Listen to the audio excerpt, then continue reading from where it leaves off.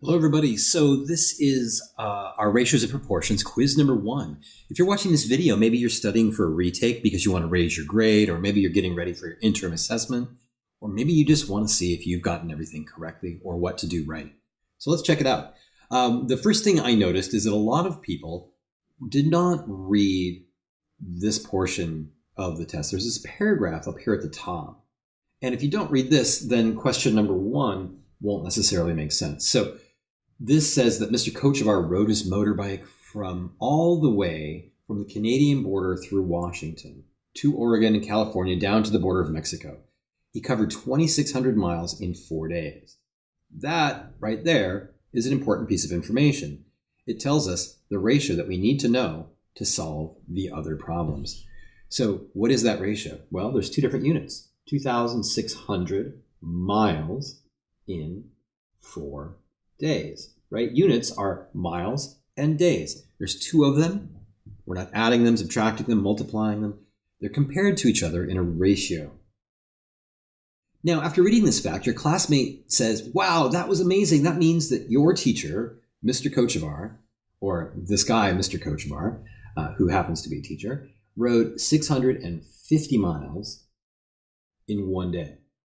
And we're wondering, is that true? Is your classmate correct? So really, this is a yes or no question, except you need to explain, how do you know?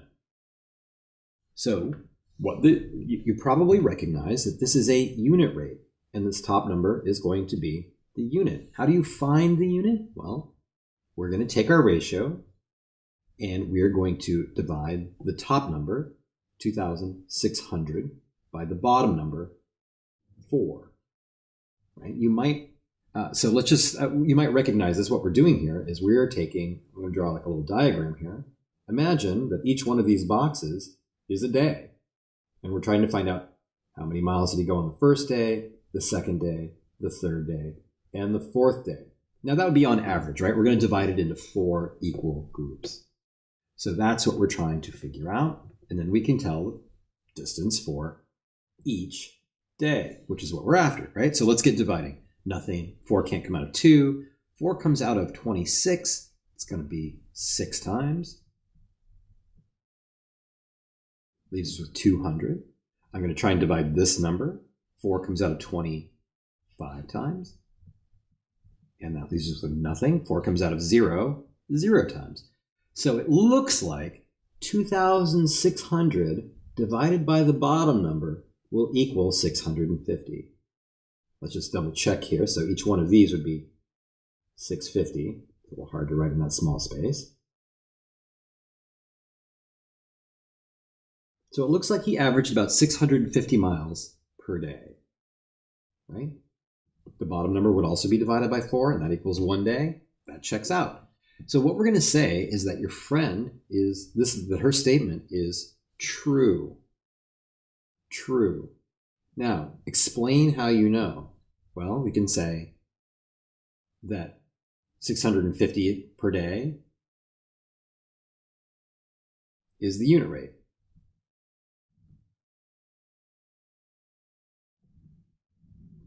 Right? You might also write a little bit more, but what you're saying, and you could say, I found that by dividing, right? But your work is also here. If you're showing your work, that goes a long way to explaining. But you definitely have to at least write the word true, so you'll know whether you agree or disagree with your friend. All right, let's keep moving here. Another biker, Miss Allen, tried to go even faster. Sounds a little bit dangerous, but let's see what happens. She covered 1,300 miles. 1,300 miles in 3 days. Wow. She drove for 3 days. She must be going faster. But wait a minute. She didn't go as far. So her trip was faster, but she didn't go as many miles. I can't really tell if she's going at higher speed or not. So one of the things we need to do is find a common number of days or a common denominator. You probably remember this from elementary school, finding a common denominator. So let's do that, right? Let's use the unit rate as our common denominator. 1 day. How far did she go each day? We do the same thing. We're going to divide her distance up into 3 equal sections. We're going to divide the top number by the bottom number, right? So let's see here. I should give myself some more room. 1,300 divided by 3. Can't take 3 out of 1. Take 3 out of 13 4 times. Leaves me with 100. I can take 3 out of this number 3 times. And I have 9. Uh-oh. I'm starting to think I can take 3 out of 9 3 times. I'm starting to think that this is going to be a repeating decimal. Let's find out. Let's go one more place value down. Right? I'll add another place value here. I can take 3 out of 90 out of 90 3 more times. 9.0, I should say. And that's it. 433.3 miles in one day. These are proportionate. They are equivalent to each other. Now, have we answered the question? No. Right? We still need to find out, did Miss Allen go faster than Mr. Kochevar? Well, let's draw a day for each one of them, right? Let's just say, here's Mr. Kochevar. And one day he went 650. Miss Allen, she went 433. If they were racing to go as far as they could in one day, who's faster? It looks like Mr. Kochevar is here. So did Miss Allen go faster than Mr. Kochevar? No. She, I should comma here, only went 433 miles in one day. Right? So that's a good explanation. And combined with your work, gives you a perfect score. Let's keep going here. The hamburgers. So this is asking you, can you write a rate, a unit rate, and a ratio? Right? So real quick, we paid $75 for 15 hamburgers. Okay? We've talked about the fact that money will always go on top. Right? In this case, that's because it is a dependent variable. We'll learn more about that in science and math. Right now, that's our Y value for 15 hamburgers. Another way of knowing this is that we're going to try and find the price per burger, right? The one that gets simplified to 1 will always go on the bottom. It doesn't make sense to ask, how many hamburgers can I get for $1? You know, would you get like 0.32 hamburgers for $1? That's not how it works. You have to pay for the whole hamburger. So in this case, we're simplifying the hamburgers to 1 for each burger. So that means it goes on the bottom. The 1 will always go on the bottom. And money almost always goes on the top. In fact, we're going to say it always goes on the top for now. Right? So write a ratio for our statement. That is a ratio. That was a little bit sloppy. Let's see if I can fix that. Equally sloppy. All right. So that's a ratio. Right? And we know that 15 goes on the bottom because we would naturally find the price for 1 hamburger. So what on earth is the rate? Well, the rate is our Y value divided by our X value, or the top number divided by the bottom number, and that will equal our rate. So let's check it out. 75 divided by 15. So a lot of people just gave up on this, right? So use some guessing and checking, right? Let's just guess 4. That was an answer many people gave. And that turns out to be $60. No, that's not quite right. So we're going to guess a little bit higher. Right? These numbers are not that hard to work with. Right? That's 25. 5 times 1 is 5, plus 2 is 7. So there it is. 5 times 15 equals 75. Now, you've done all this work. Have you answered the question yet? A lot of people haven't, right? We need to go back and be clear that the rate is 5.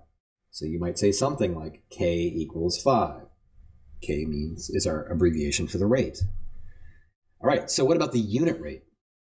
Well, the unit rate is just going to be our ratio for 1 hamburger, right? We started it over here. That was our unit rate. And we found out that it cost $5 for each burger. Okay, so keep in mind, really what you're doing when you're finding the rate is you're answering this question. How much is it for 1? There's your rate. There's your unit rate. Okay, pretty simple. Let's keep going, right? These are the things we went over in class, but sometimes it's hard to pay attention in class. The table shows the price for the number of pizzas indicated. So it really clearly here says to us that the dollars are on top, right? Here's our money, and these are our pizzas. And I can get 12 pizzas for $3. I can get 36 pizzas for $9, and I can get 48 pizzas for $12. I want to know if these are proportional prices. What the heck does that mean? It means, do they all have the same rate? Right? Is it cheaper when you buy 48 pizzas? Are you getting some kind of Costco discount? Or are you paying the same amount as someone who only buys 12? Well, how can we find out? Well, we're going to do the same kind of idea here. I'm going to take those 12 pizzas, or I'm sorry, those $12, and I'm going to spend it on 3 pizzas, right? What is 12 divided by 3? Looks like $4 for that pizza, $4 for that pizza, $4 for that pizza. Likewise, I'm going to check the others. What is $36, my top number, divided by 9 pizzas, my bottom number? That turns out to be 4 as well. And what is $48? What if I spread $48 out among 12 pizzas, or paid $48 for 12 pizzas? It looks like that's 12 pizzas at $4 each, 48. So it looks like, yes, they all have the same rate, 4. So what does that mean? Well, let's go back and take a look here. It means that they are proportional. When ratios have the same rate, they're proportional. So the answer here, don't forget to answer the question, is yes, same rate. And the rate is 4. Good job. One of the things that causes us confusion is people don't know what that 4 means. Please remember, I'm going to add another line here. Remember, what if we're wondering, what if I just bought 1 pizza? How much would that cost? Well, hopefully you know it cost $4 for each pizza right here. So we can answer that. If we keep that in mind, we understand the context of the question that we're talking about pizzas here. We can answer the next one. How much does it cost for 30 pizzas?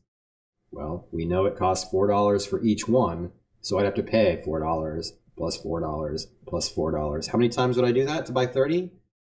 30 times. Certainly not going to do this. I'm just going to say 30 times 4. I'd have to pay that 30 times. And that costs $120. $120. Another way of writing that, okay, as a ratio. $4 for 1 pizza. I want to buy 30 pizzas, so I'm going to multiply by 30. So I multiply the top number by 30, and we would get $120 for 30 pizzas. Congratulations. If you understood all of that, seemed clear, you are ready to ace your retake.